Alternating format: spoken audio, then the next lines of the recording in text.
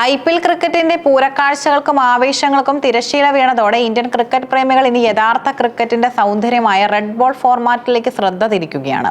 2020 ക്രിക്കറ്റിന്റെ അതിവേഗ സിക്സറുകളിൽ നിന്നും ഫോറുകളിൽ നിന്നും മാറി ക്ഷമയുടെയും തന്ത്രങ്ങളുടെയും പോരാട്ടമായ ടെസ്റ്റ് ക്രിക്കറ്റിലേക്ക് ഇന്ത്യൻ താരങ്ങൾ ചുവടുവെക്കുന്നു. അഫ്ഗാനിസ്ഥാന്റെ ഇന്ത്യൻ പര്യടനത്തിലെ ഏക ടെസ്റ്റ് മത്സരത്തിനാണ് നാളെ രാവിലെ 9:30 മുളൻപൂരിലെ മനോഹരമായ സ്റ്റേഡിയത്തിൽ തുടക്കമാകുന്നത്. ഒരു ടെസ്റ്റും 3 ഏകദിന മത്സരങ്ങളുമാണ് അഫ്ഗാൻ ടീമിന്റെ ഈ പര്യടനത്തിനുള്ളത്. യുവ സൂപ്പർ താരം ഗില്ലിന്റെ നായകത്വത്തിലാണ് ഇന്ത്യൻ സംഘം കളത്തിലിറങ്ങുന്നത്.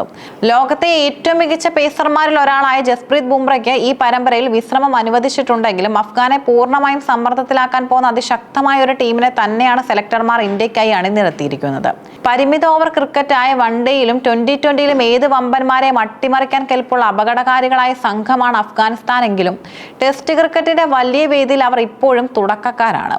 സാധാരണയായി ഒരു ടെസ്റ്റ് മത്സരം 5 ദിവസമാണ് നീണ്ടു നിൽക്കാറുള്ളത്. എന്നാൽ നടക്കാൻ പോകുന്ന ഈ മത്സരം അതിന്റെ 5ാം ദിവസത്തിലേക്ക് കടക്കാനുള്ള സാധ്യത വളരെ കുറവാണെന്നാണ് ജെമിനി പ്രവചിക്കുന്നത്. വെറും 2-3 ദിവസങ്ങൾക്കുള്ളിൽ തന്നെ ഈ ടെസ്റ്റ് മത്സരത്തിന് ഒരു അന്തിമ തീരുമാനം ഉണ്ടാകുമെന്ന് വ്യക്തമാക്കുന്നു. ഇന്ത്യൻ സാഹചര്യങ്ങളിൽ സ്പിൻ ബൗളിംഗിന് ലഭിക്കുന്ന വലിയ പിന്തുണയും അഫ്ഗാൻ ബാറ്റർമാർക്ക് ദീർഘനേരം ക്രീസിൽ നിലയുറപ്പിച്ച് കളിക്കാനുള്ള പരിചയ സമ്പത്തിന്റെ കുറവുമാണ് കളി ഇത്രയും വേഗത്തിൽ അവസാനിക്കാൻ കാരണമായി ചൂണ്ടിക്കാണിക്കുന്നത്.